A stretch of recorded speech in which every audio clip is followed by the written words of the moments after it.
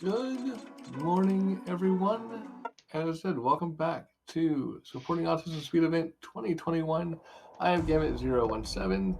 I am joined here by Mr. Titan, who is going to be doing Fire Emblem Awakening 80% on the new 3DS. Take it away, Mr. Titan. Alright, hey, I'm Mr. Titan. This is going to be Fire Emblem Awakening mostly any percent. I say mostly any percent because there's a few things I'm going to be doing just to make it a better viewing experience that I would not be doing normally. So, just setting up the avatar here. There aren't really any restrictions on what you need for the avatar, except that the avatar must be female with a plus magic and minus defense. So can I get the name, please? Sure, the name is going to be Smaty. S-M-A-E. So capital S and the rest lowercase? Yeah, capital S, rest lowercase, sorry. Okay. S-M... A-E-P-D-I-I.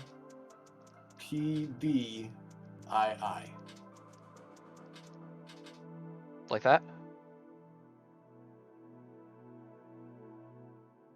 Looks right to me, yes. Cool. Alright, so we do plus magic and minus defense. And with that, timer will start in 5, 4, 3, 2, 1. Let's go. Alright, so Fire Emblem Awakening. Fire Emblem is a top-down tactical strategy game. And give me a second while I just do this menu. That was not what I wanted to do. Smart N. Why is this being weird? There. Okay. And we want...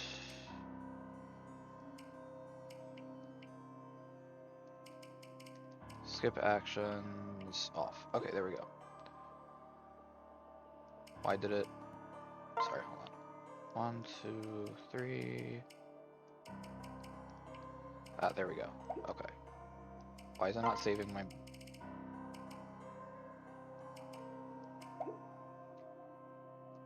Give me 1 second.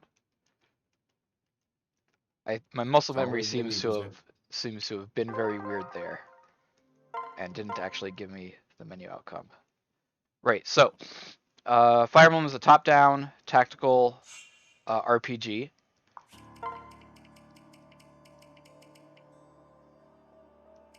And then we want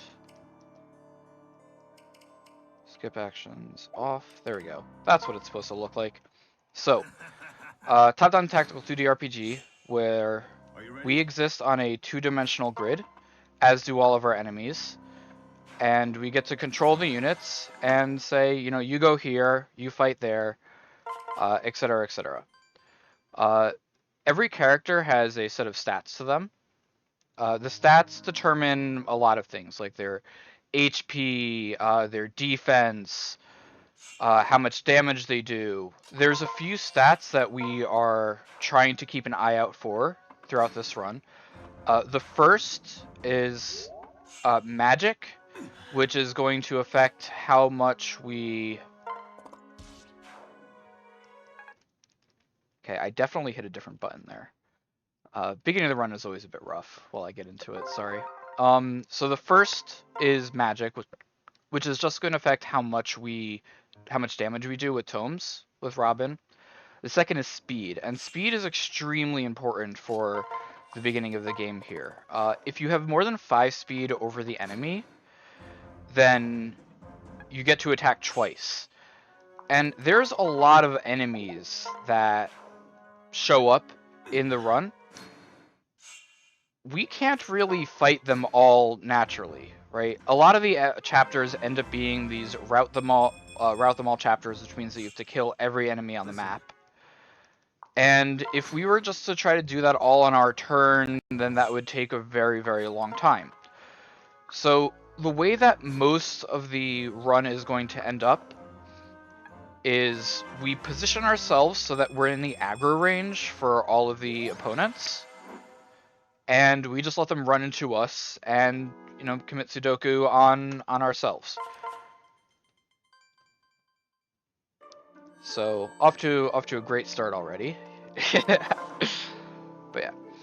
So this is now the start of the actual first chapter here. For a bit of plot backstory, is we are well, typically Robin, but now it's Med P. We are Smed P, an amnesiac tactician who is found in the middle of a field by Crom and his merry band of, fighting countrymen, I guess. These people, Crom is actually, crown prince of Elistal, which is the country that we're in. We don't quite know this yet, but, it's fine. It's fine. Absolutely nothing weird about him trusting somebody that woke up in the field randomly with absolutely no recollection of who they are. Nope, nothing weird about that at all. But that's where we are. That's who we are. We've just been attacked by zombies, which is definitely not how you would think most things would be going. And we've also seen Marth, who wasn't actually present there. It would have been in the cutscene that we skipped. We've seen Marth, who sort of jumped through this giant portal in order to save us.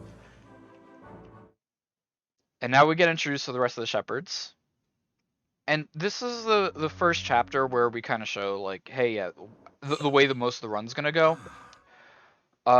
We spend basically the entirety of this run just trying to pump Robin up. This is going to be a one-woman Speddy show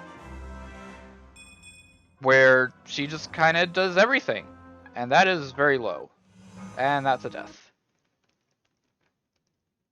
Alright. Yeah. One of the sort of unfortunate things about this game, especially early on, is that it is extremely, extremely RNG, both on your stats and what the enemies decide to roll for combat. And there's not so much that you can do about it until the end of Chapter 4. So hopefully we don't get too many deaths like that. The other thing that we're doing for... Right, so Robin is the main person throughout. We pump her up a ton. The other thing that we do is we are always pairing somebody to Robin. So this game, like a bunch of the other... that is very unlucky. This game, like a bunch of other Fire Emblems, has a parrot mechanic, where you get to attach one character to another, and it confers a lot of advantages. A bunch of different stat increases, such as additional movement speed, increased hit and evasion, so you get to hit them more and also take less damage usually. Your ally can also attack, has a chance to attack. All of these things are affected by the support level between you and your ally. We're not going to be doing too much with the supports compared to a normal casual run. Okay, there. So we're still really low, so I am going to do a safety thing here so that we don't have to keep on waiting and resetting this.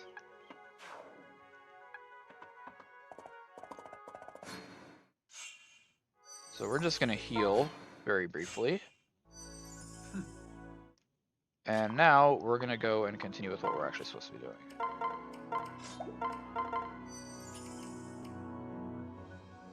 Yeah, I already autoed.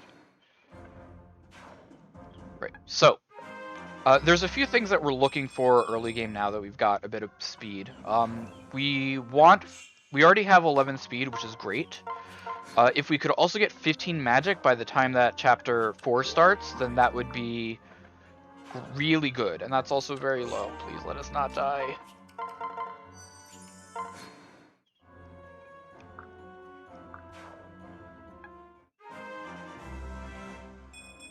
Alright, so there's 2 more attacks. Come on. Oh, that's unfortunate there.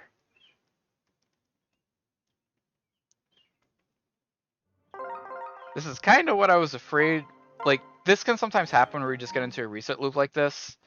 The estimate is set to account for it, but hopefully this doesn't happen very much more. So, yep. If you have anything to say for Marathon or talk about the charity and stuff, now is a great time while I just replay this chapter again. Perfect. Yeah, just as a reminder, this is supporting Autism Speed Event, which raises money for the Organization for Autism Research. They are a charity that strives to fund autism research as well as ways to enhance the quality of life for individuals with autism. You can find more information about OR at researchautism.org. Yep. So we're gonna do the safety thing. So our defense strat is way lower than what it usually should be for this stage in the game. So it's kind of making us die a bunch. That should be enough. Heal up there, and we're just gonna skip past all of the combats again because why watch them more? Not too far there. And this is a much better looking HP than last time, so hopefully... Alright, we should be fine. I say now. But we're going to be getting 2 more level ups. Oh my god, I need to stop cursing myself.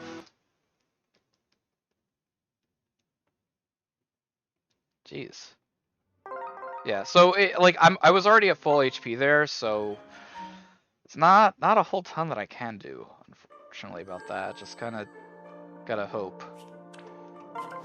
So you said early game RNG just coming to get you today. Yeah, it's been pretty bad so far, not gonna lie. Aside from the minute of me messing the inputs up at the very beginning, it is not been so great. Yeah, I've kind of been running this game so much that I kind of have jeez. Like, I have all the inputs muscle memoried, so I don't actively think about them, which means that for, like, the initial menu, it's like, oh, something went wrong here. What exactly is this? Like, how do I... It's... Especially when I'm trying to do something different for the marathon, it can make it a bit awkward. Yeah.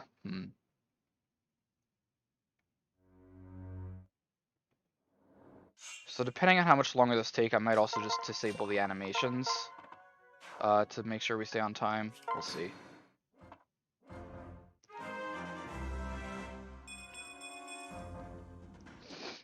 Alright, we got some more defense on that level up, so hopefully we'll be fine. And I'm still just going to do this because I don't want us to keep on dying here.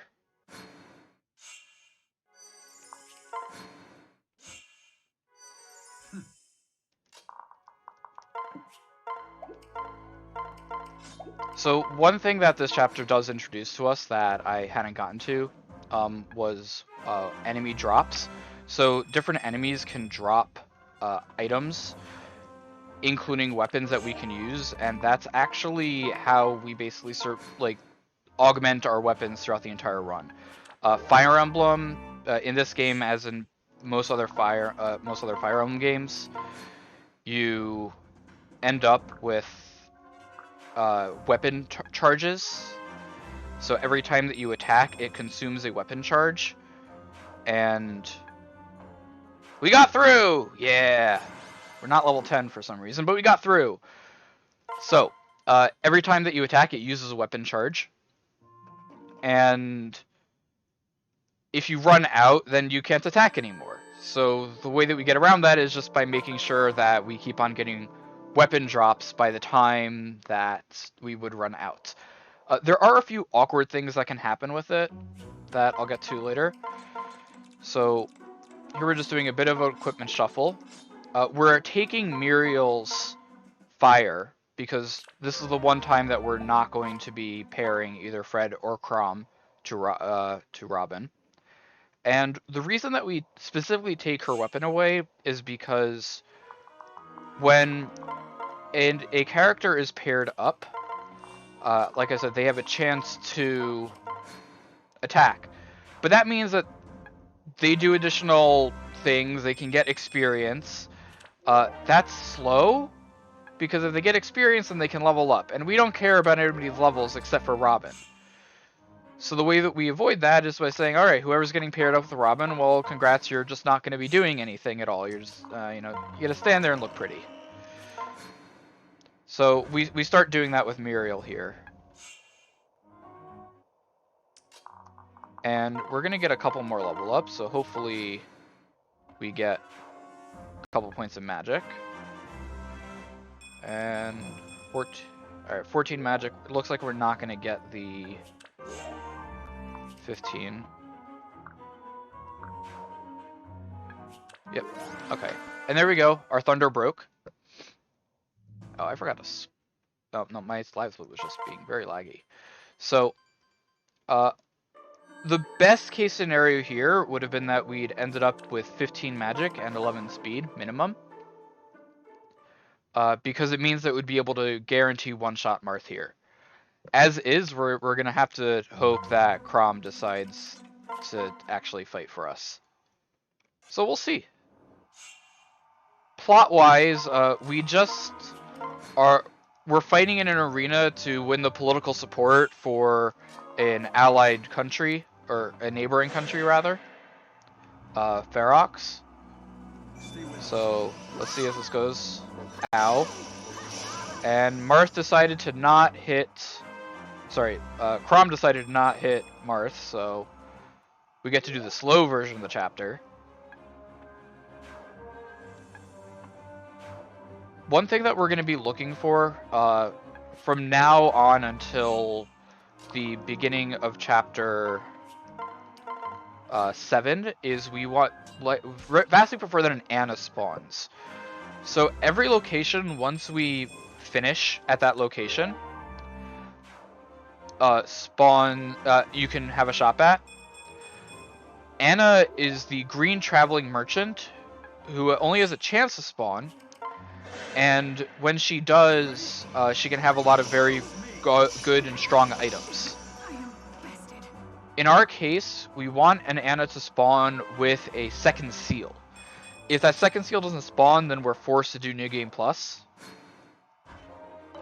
Which is fine, it's marathon, but normally it would be 90% run over.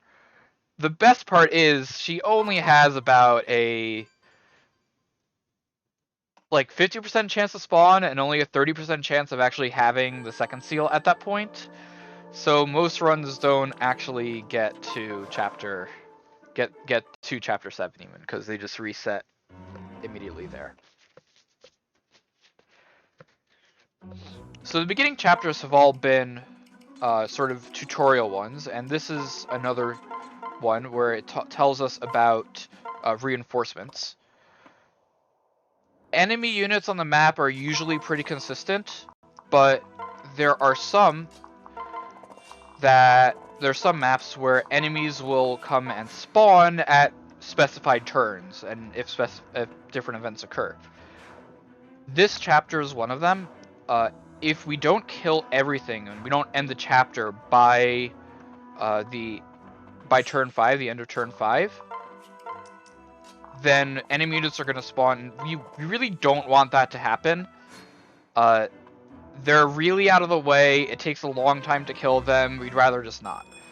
So what we're trying to do is lure all the enemies in, such that so that everything ends up dying in the right spots. Which is why when we had Rickon and Maribel, we actually just left them there, because it draws down 2 people from there. And that's why we leave Frederick at the bottom. So everything's just going to be running into us.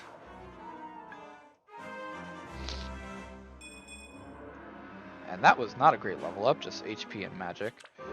So the last bit of things that we're looking for is we need minimum 12 strength. So that, for the bit amount of time that we're actually going to be doing strength stuff, we're fine. So let's see if we can get just a bit more. Oh, nope, still none.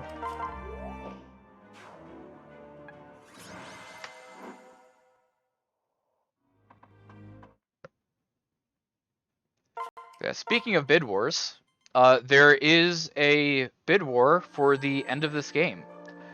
Sort of plot-wise, even though we haven't really been seeing any of it yet. There's a fell dragon Grima, and we get to choose between the good ending, where Grima will come back, and the bad ending where we sacrifice ourselves, but Grima is gone forevermore. So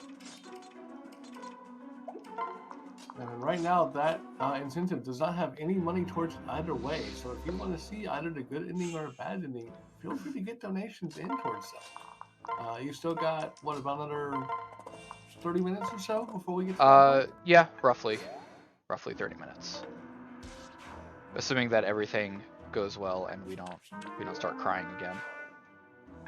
It's okay, So we believe in Snapey. I believe. Do you believe? So, all right. This is an assassination on our dear sister, Emerin, who's the leader of the country. And it's another route them all chapter. It's actually like really interesting the way that we do it. So we need by Gaius, by the way, in case y'all like Gaius want to recruit him. Sorry, he's dead. So it's another route them all chapter, and Frederick is kind of really strong at this point in the game. Panay is here, but she's not the best. And we also need to make sure that we kill Valifar, who's the big bad guy, the boss, who's all the way at the bottom. If we don't leave Frederick to sort of block off the staircase there, then he ends up going all the way over to the right, and it can make things really awkward because Panay then has a chance of dying. And we also just move Panay down one. That's all just to manipulate the auto battles. Because normally, the less inputs that you have to do, the better. Just overall. Everything that you're sort of seeing here in the enemy phase, or even on our phases once we do auto battles, is normally just a black screen. We don't see any of it. It's less dialogue, it's less inputs, it's less animations. So there's a lot of really small optimizations like that throughout. Where it's like we're doing this because technically it would take more time if we were seeing everything, but we're not. So we just get to skip dialogue. So we've just hit level 20, which is the max level that we can reach before needing to transfer classes. So we've got that. And it doesn't seem like an Anna is spawning. So we get to use the New Game Plus items. I'm also just going to use a couple other... Oh, there is an item, Anna, but she doesn't have a second seal. So I am also going to use a couple safety ones because I don't trust anything right now.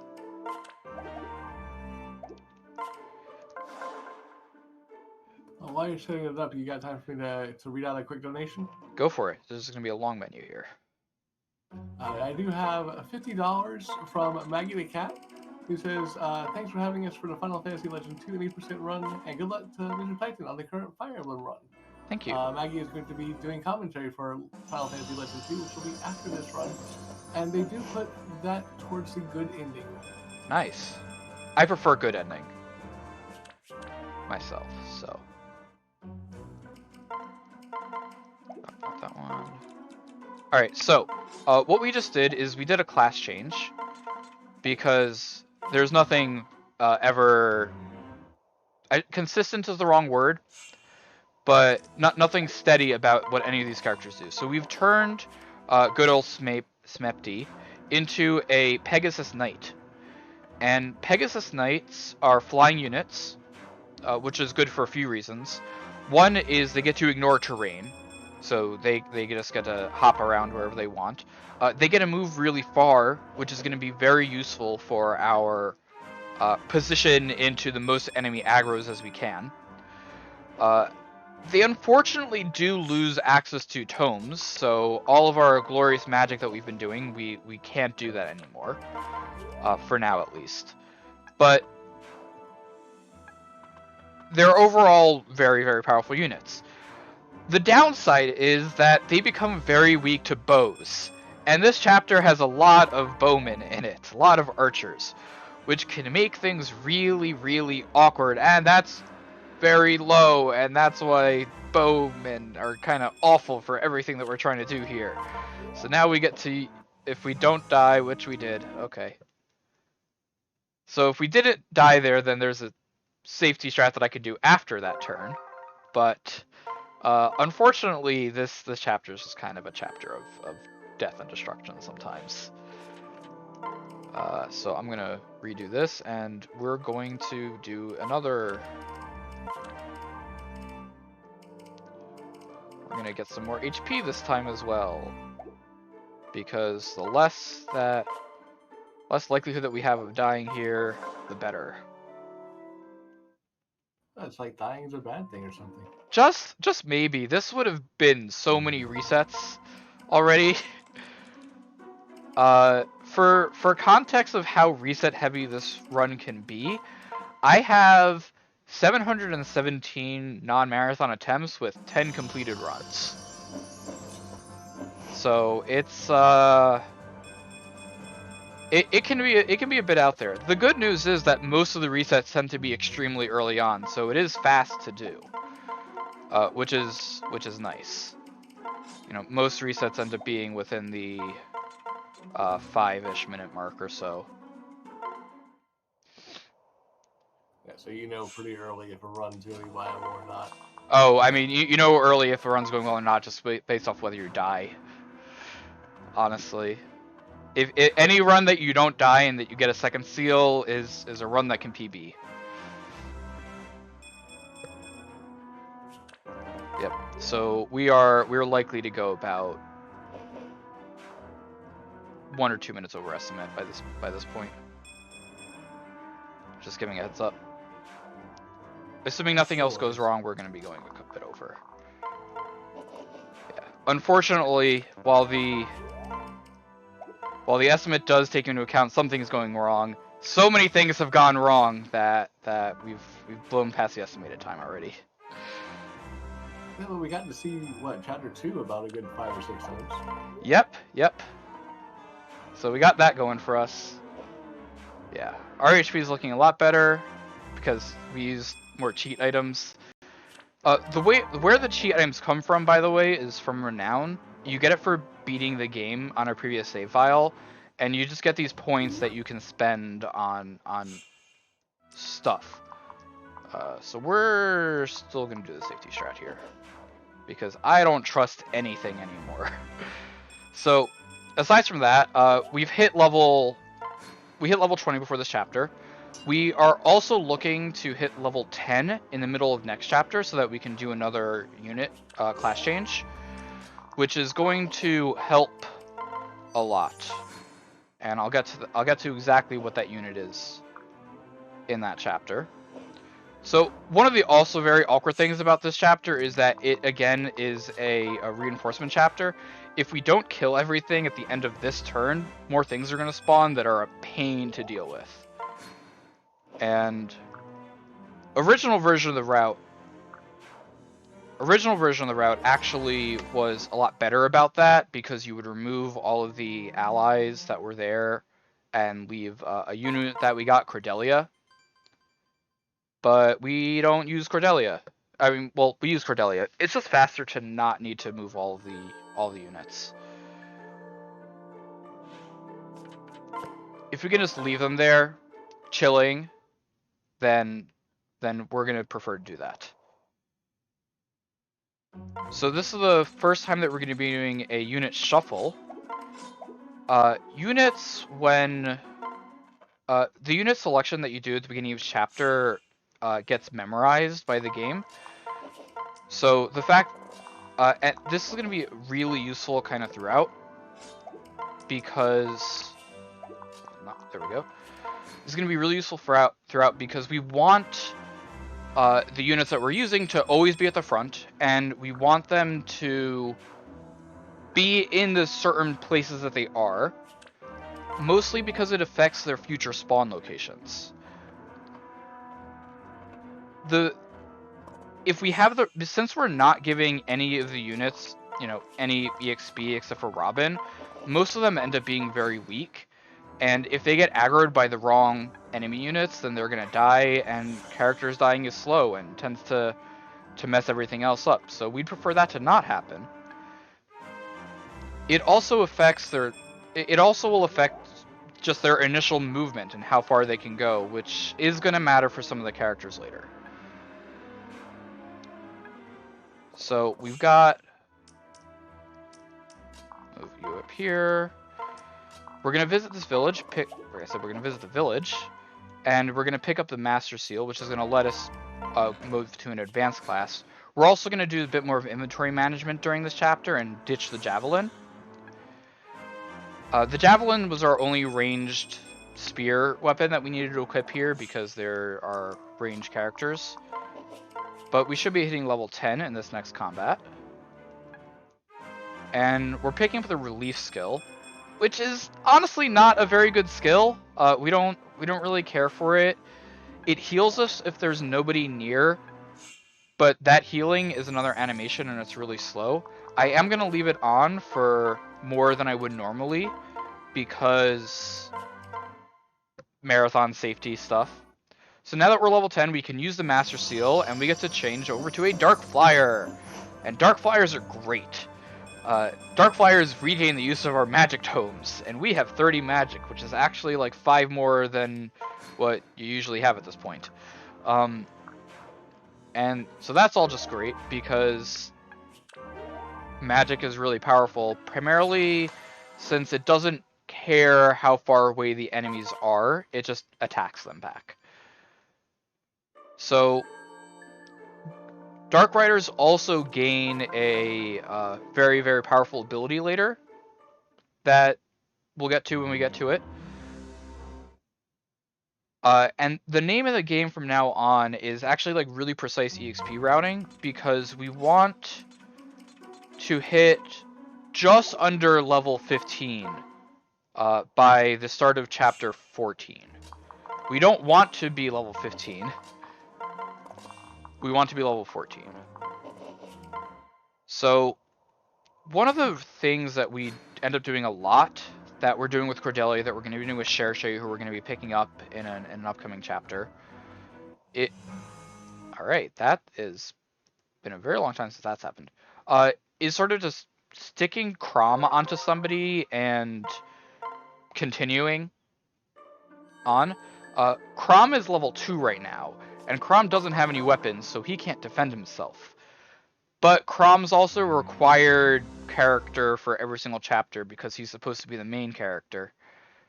And as a result, if he dies, then it's chapter over, and you also need him here. So we just kind of need to stick him in a corner where he's nice and safe, being babysat by, somebody who is much stronger than he is. And there's Tharja. Hi, Tharja. Tharja's great.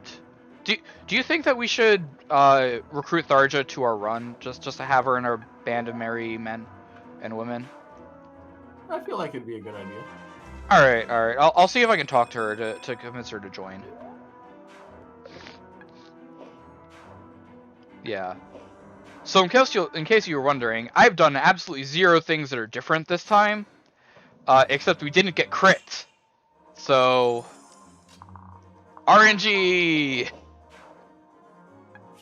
RNG is a wonderful thing. It certainly is. Alright, so Tharja's here. She's gonna say hi now. Oh, no. Why'd you attack her? Bye, Tharja. Yeah. So recruiting Tharja would take a lot of time, and we kind of need her Elthunder and the experience, so it's better just to defeat her, unfortunately. Which is a real shame, because Tharja is one of my favorite characters. But it doesn't matter. We gotta make sacrifices in the name of speed. There we Got the Draco Shield here, which is another stat boosting item similar to what we cheated with before. So hopefully everything else just goes funky dory.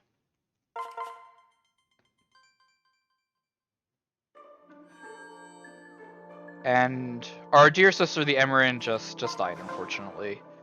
She threw herself off of a cliff to try to stop the violence, and it actually kind of works.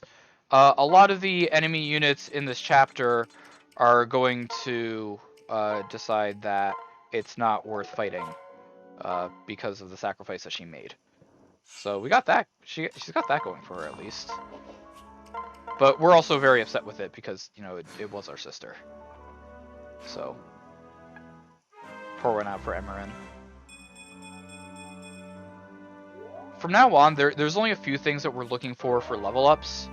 The first is the more magic that we can get, the better. The cap is going to be 46. We need minimum 37 in order to actually have a chance of completing the run. We also need at least 34 speed so that we can double hit every enemy that we need to in the run. We're looking pretty good on both of these fronts right now, so hopefully it stays that way.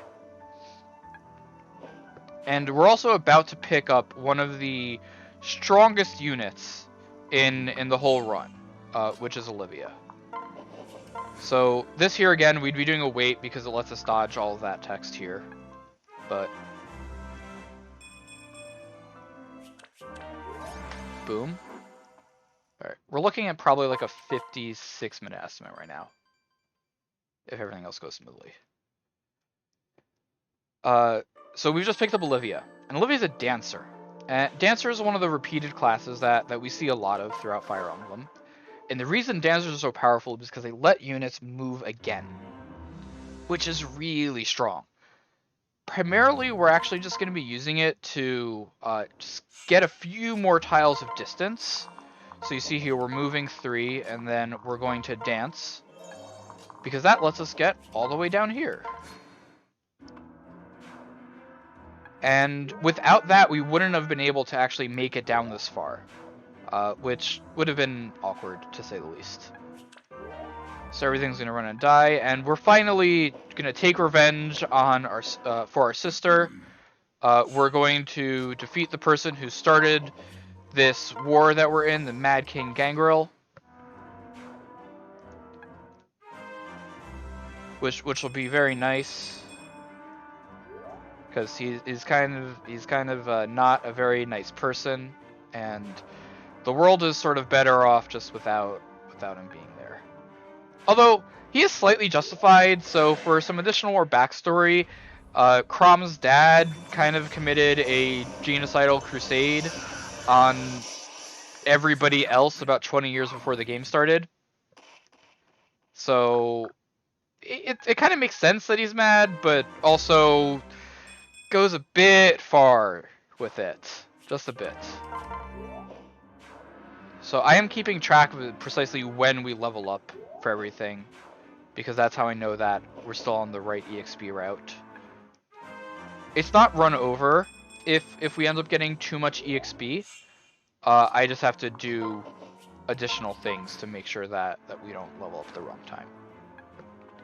At the end of this chapter, we also marry Crom. Good old Smepty and Crom get married.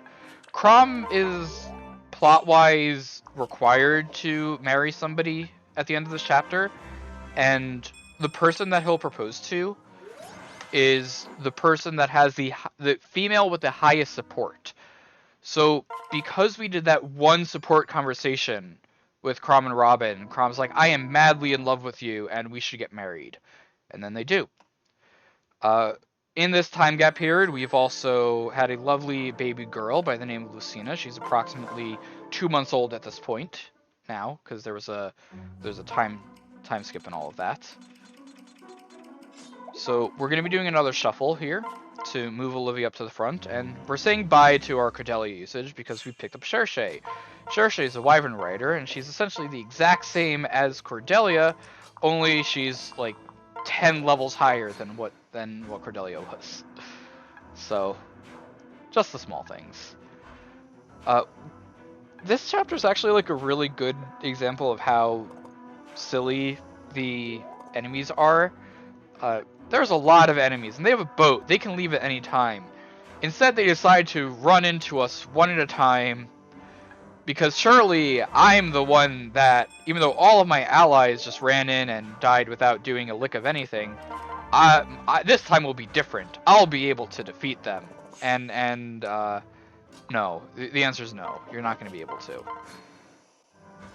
So, we got that. There's also a bunch of inventory management that we're going to be starting doing from now on.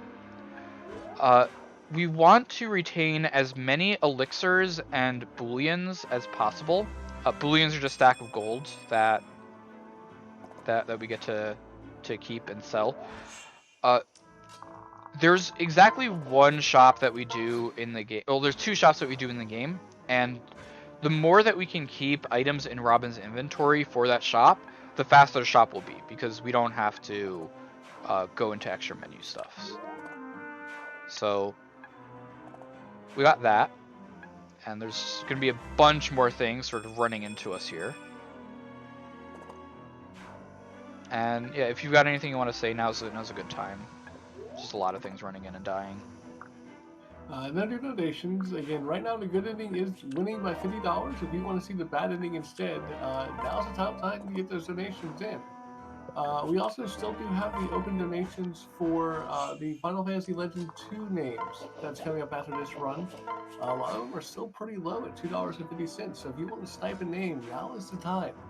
So get those donations in, exclamation point donate in chat, or exclamation point open bid wars to see what all naming donations are currently still available. Yep.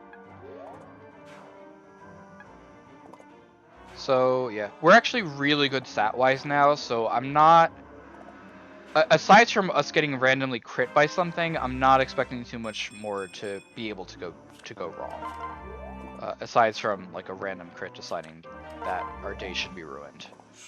Because this is Fire Emblem. Random crits ruin everything. I actually had a couple of rather large PBs both die to random crits in spots that had never happened before rather late in the run. So that's always fun when that happens.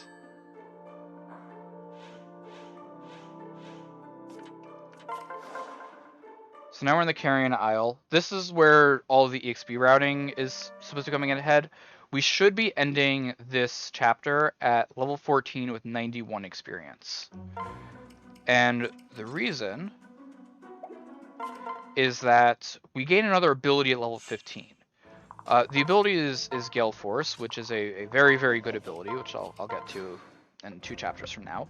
But we're about to find out that Marth, the time-traveling Marth, is actually Lucina, who's our time-traveling daughter from, like, 20 years or something in the future, who... Their world's kind of really bad. Grima resurrected, and she doesn't like it. So Lucina came back to the past to try to save everything. And it's where a lot of the cool things and new characters get introduced, in that every character can essentially marry any other character, and then they spawn paradox babies that you can recruit. Lucina is the first one of them. The children are set by the mothers, except for Lucina, who's set by Crom. And they can all gain abilities from their parents. So you get the chance to mix and match with your baby simulator. Robin, So you didn't know it's Fire Emblem was actually a baby simulator game, not it really kind is. of RPG. Yeah, it really is. So the children will always gain the last ability that the parents have, which up until this point has been Rally Movement. And Rally Movement lets, as a special action, lets the characters utilize, like, rally everybody that's near them and give them increased movement. if we'd hit level 15, we would have learned Gale Force, and then Lucina would have known Gale Force instead of Rally Movement. Lucina knowing Gale Force is completely useless, and we'd much rather that she have Rally Movement. So that's what all of the EXP routing has been. And this is our purpose in this chapter is to rescue Sayuri, but we've now learned Gale Force, and Gale Force is a ability unique to Dark Flyers. It's also completely busted. As you can see right here, after we kill an enemy unit, we get to move and attack again, which lets us not only kill twice the amount of things that we could before on our turn, it also lets us zoom across the map. A lot of the chapters... Oh, the Elthunder broke there. That's a bit awkward, but it should be fine. A lot of the chapters from now on, instead of route the enemy chapters, they're going to be defeat the enemy commander chapters. And for those, we only have to kill the enemy commander units. So we need to get to the enemy. And Gale Force is just going to make doing that so much easier. So right there, we did see one of the unfortunate parts about weapon breakage and double hits.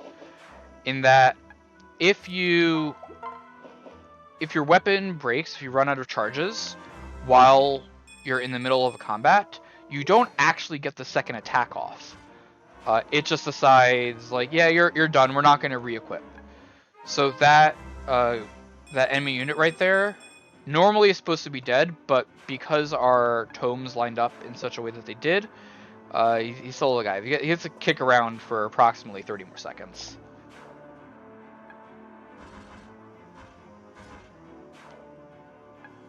But that shouldn't really make a difference.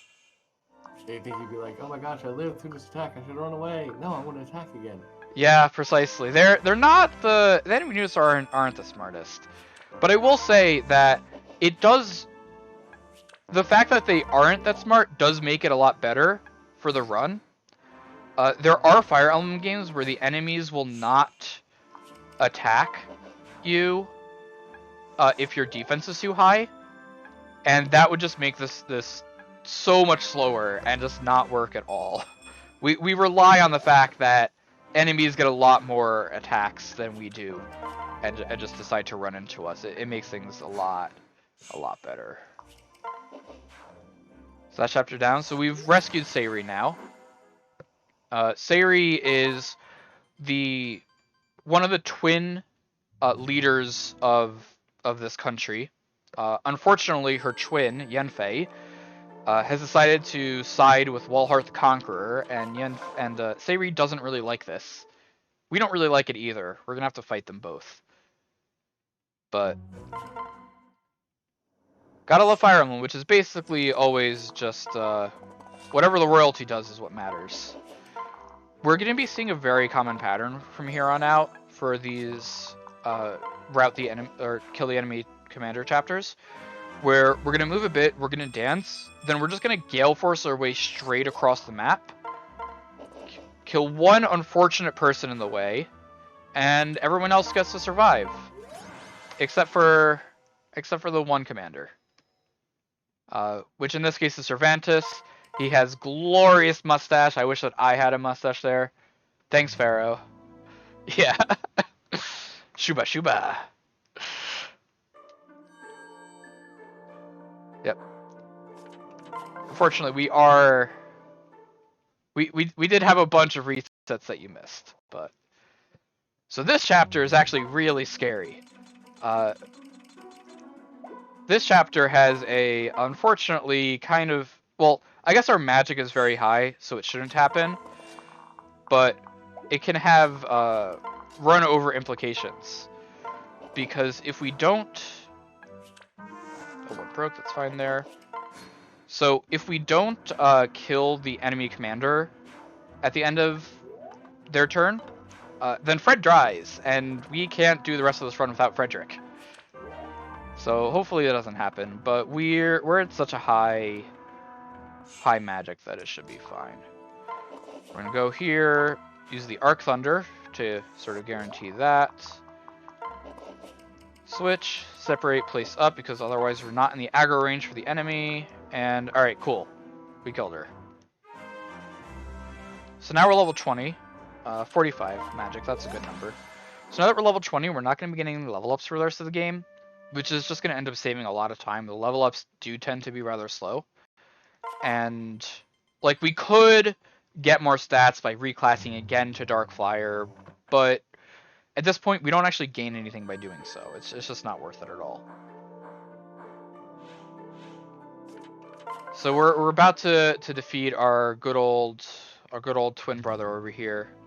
Unfortunately, it ends up being he's been blackmailed this whole time. But we're going to really zoom across the map here. Make use of all of our movement abilities, from rally movement to pairing to get a bit more movement, and then dancing. And it's a good thing that we're going to be defeating everybody here, because otherwise poor Olivia is just kind of left off on her own.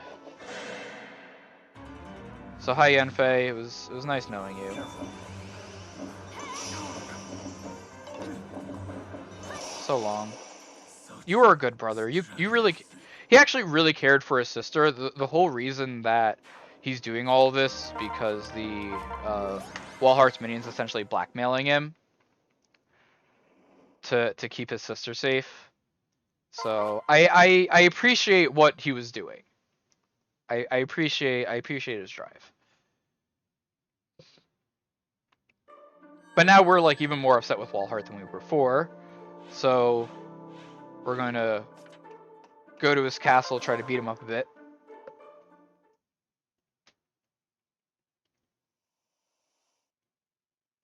And I always feel really bad for the one person that we just sort of, shank en route. Because everyone else just gets what? Wrong place, wrong time. It really is. Like, everyone else on this map ends up fine. Except for that one person that just happened to be in our way. Yep, so here's Walhart. He's supposed to be this big, badass conqueror, but he doesn't even have a ranged weapon. So I don't know how good of a fighter he really could be.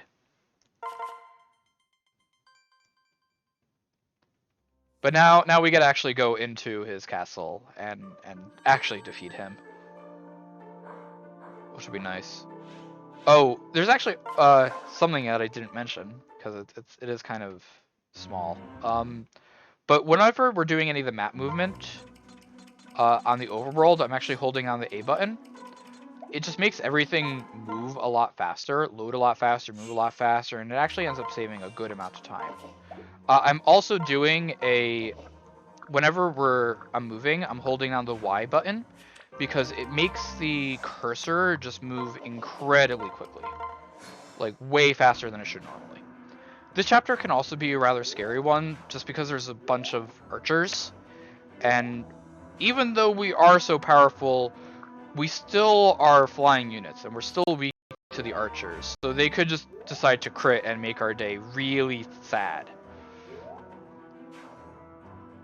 But this is the last of the sort of really scary chapters, and that's damage. I'm gonna do the safety heal. Yeah, we're gonna do the safety heal. How the rest of the run is gone, don't blink. Yeah. Yeah. So I'm just gonna have to claim another elixir. We took a bit of damage. He's decided to upgrade now. We just fought him, but he's decided now to get a ranged weapon. Only does 30 damage, though. Doesn't even trouble hit us. Oh, that's a crit. That's a lot of damage. That was way more damage than was needed. No kill like overkill. Yeah. I mean, he's not the best of enemies, so there's no real hard loss. It's all good. It's all good. But now you might think that the game would be over. We just defeated the next big bad. Remember the character Valadar at the end of in chapter 6? So Valadar is actually our father, and he wants to resurrect Grima, the giant fell dragon that wants to destroy the world. We don't want this. So We're just trying to stop that from happening from now on. This chapter is one of the really annoying, like, you know, we gotta leave Crom in here, but where do we put him? So we're just gonna stick him onto Sayri, tuck him in the corner, so that hopefully nothing bad happens to him. Move all the way over here, kill the assassins, because the assassins still can kill us, which would be very awkward. Sayri didn't take any damage, so we're not gonna have to heal, which is nice. Nice, this is all looking very good. And we're going to zoom across. We don't need no master key. And here, and the enemy boss should be coming up and running into our face. Perfect. So here's the only real shop of the run.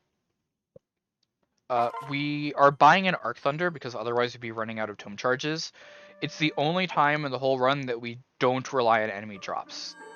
Just because we would just be short of being able to actually continue. I carry only the finest. So sell this, sell this. We're actually going to need a bit more gold. So I'm going to sell these and buy the one Arc Thunder. Gold or in-game gold, but I do have a donation if I can read out real fast. Go for it. I have $1.11 from our good friend Double, who says 1 cent for every damage from that crit. Yep. So here we go with Aversa. Aversa's kind of obsessed with our dad, and not in a good way. I would say that she wants to become our new stepmom, but that would be really awkward because we actually can recruit and marry her. So let's not go down that line anymore. But very, very fast chapter. All of that dialogue, normally we just end the turn and it all happens in black screen, so we don't have to worry about it. But now, if you're thinking that this chapter looks familiar, you would be right. So it's the first chapter all over again. Essentially what happened is the first chapter that we actually... Oh, I'm going to make sure that we have... I don't have any more elixirs. Okay. Only one L-Fire? I'm gonna have to ditch that, actually. So... Here. Item... Sorry, this is not what you usually do. Discard this, equip that. Okay. So... normally... Well, not normally. So, what ends up happening is that first chapter was a premonition of the future, and we kill our dear husband Crom. We don't really like that, and we have a recollection of it here. It turns out the whole time that we were faking. We only pretended to kill Crom because we knew that it was going to happen. And it kind of made we go in, we trick our father into thinking that we're actually on his side and that we've given him the Fire Emblem, but we're not. We don't want to do anything with dear old Daddy Dearest. This chapter has a lot of enemies in it that keep on spawning as well. So the way that we're going to try to handle this chapter is now that we've sort of unlocked the rest of it, by killing this assassin and then moving to right here, we're in the aggro range of everything that's on the left side of the map. So they should all be running into us and dying. And then we get to run over, kill Valadar, and clean up. Everyone else should clean up on our faces. Oh, but our weapon broke in the middle of that, so that's a tad awkward. But we should still be fine. That is really low, but also kind of expected. So we might have one additional combat, one additional turn, but that's not too much of an issue here, because even with the reinforcement spawn, it is very quick. It is a very quick one. And wow, we get to crit our dad too. 108. He deserves it. He's actually like the cause of everything bad that happens in this game. So I don't have any pity. I don't have any pity for our dad there. Yeah, so we are gonna have one additional turn, but it's fine. So we're approaching the end of the run. Should only be, I want to say, 5 minutes from now.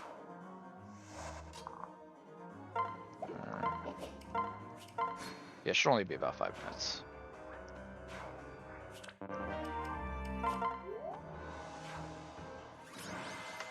Yep, there we go. So 3 more chapters, or 4 more chapters, I guess. I can count. Wait, how many chapters is it? 1, 2, 3 more chapters. 3 more chapters. So we're about to fight our dear old zombie friends again. I am going to do a bit of additional safety strat here, just by giving Flavia some more things. We need all of these people. Still don't have the elixirs for that. And give you the energy drop and the secret book, just so that you don't get hit by stuff, or you can hit stuff better rather. And we're going to be picking up a Thorin in this map. Thorin is a very, very, very powerful magic spell that we will be making good use of.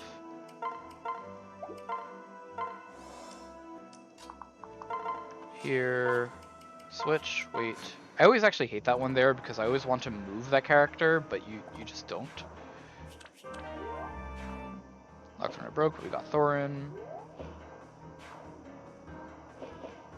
If we don't end up killing everything in this chapter, it actually can be really annoying because just a lot of things keep on spawning, so hopefully we get to avoid that. It's primarily just going to be conditional on what Flavia decides to do.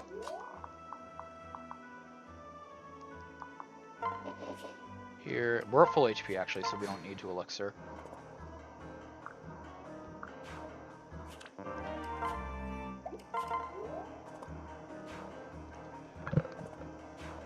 Looks like Flavia's doing a good job so far, which is nice. Nice. Alright, so the rest of this should be all well and done with. I say, except that there is a character there that shouldn't be there. Why did that one not die? Did I move to the wrong spot? I don't think I did. Well, alright, this is going to cost us a bit more time. This actually is kind of really bad.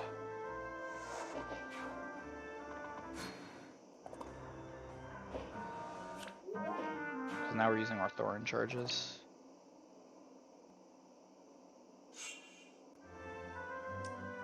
So we're going to heal and then auto.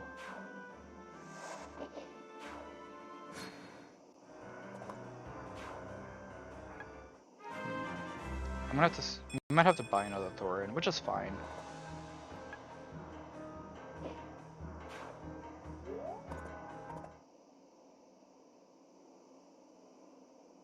Yep, there's a lot more things spawning.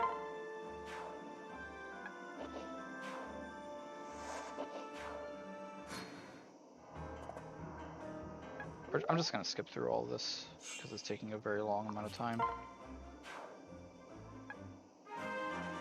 So let's hope that everything just decides that they want to be nice to us. And it shows you how just one slight incorrect movement or something can just cause everything to snowball like that. Yeah, I think what I did was instead of moving 3 down 5 right, I moved 2 down 6 right, which meant that I wasn't in the aggro range for that one unit. Is what I'm pretty sure happened. So yeah, it can be a bit awkward. We got there. I'm going to just do this for safety here. So we have 45 magic, which means that we can pump up the hit and crit. And we get to go all the way to the other side of the map. Now's a good time to cut off, because we're almost done. Now's a good time to cut off the last bit of it. Alright, The incentive. so with a final amount of $50 to nothing, we are going to get the good ending. Nice. I like the good ending. So yep, we're gonna run up, kill the one poor fool in the way, and vice versa. She's really upset with us because we killed our dad, but you know, yeah. Actually, after this point, you would be able to recruit her, and it's what the New Game Plus route for this does, because New Game Plus uses Aversa and Robin's child, and it's really cool, but I don't have a save file set up for it. So we're at the final chapter. You might think, all right, we've gotten this far. Surely everything is gonna go very smoothly. About that. So we only have about an 84% chance to actually win the game here. Grima is really powerful, and we are not nearly as powerful as we should be because we only have one character that actually does anything. So we're gonna get 4 chances to attack, and we need one of them to crit. Each attack has roughly like a 30 to 35% chance to crit, depending on what our stats are. And that's the reason that we bring Henry, because Henry in this chapter has an aura that increases our crit rate on the enemy, and decreases their defense. So we need one of these to crit. If none of these crit, then a lot of people are going to die, including maybe us.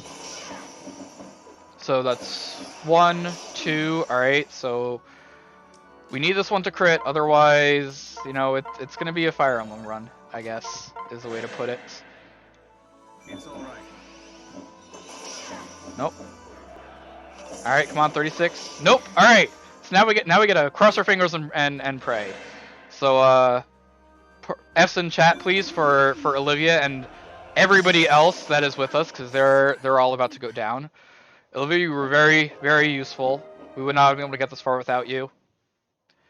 Cherche, or Frederick as well, you were vitally important to the entire run.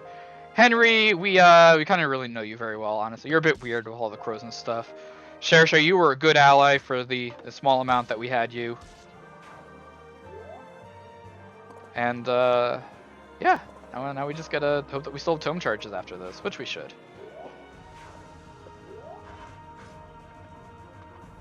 So fingers crossed that we get it here. Although, actually, depending on what HP Grim is at, we might not actually need a crit. But if we don't do it here, then yeah, it's not great. 42. Okay, so we still need a crit. Stay focused. Oh, there we go. You couldn't have gotten that crit earlier, then we still would have had, you know, all of our allies. But oh well. So we've defeated the Fell Dragon Grima at the low cost of all of our friends and family, and by having ourselves Smepti land the final blow on Grima, we have prevented Grima from respawning in 1,000 years and needing our descendants to go through all of this again. We have saved the future generations at the cost of our own life. Oh, and that's time, by the way. Good way to start the day, going 17 minutes over estimate. But yeah. It's not a Fire Emblem run if there's not a lot of RNG that decides to go very, very wrong. Yeah. Yep. So that's the run. I hope that you all enjoyed watching me flounder in the pool of RNG that I can't do anything about. There's a speedrunning Discord for Fire Emblem. that I highly recommend anybody check out if anybody wants to run any of the Fire Emblem games. Most of them are significantly less RNG heavy than this one, believe it or not. And keep on enjoying the rest of the day. It's a great cause. And yeah, I'm mrtyton. Drop me a follow if anybody wants to. I run this and Final Fantasy games and some other random things if I ever decide to get around doing them. But yeah, that's all from me. Thanks for having me.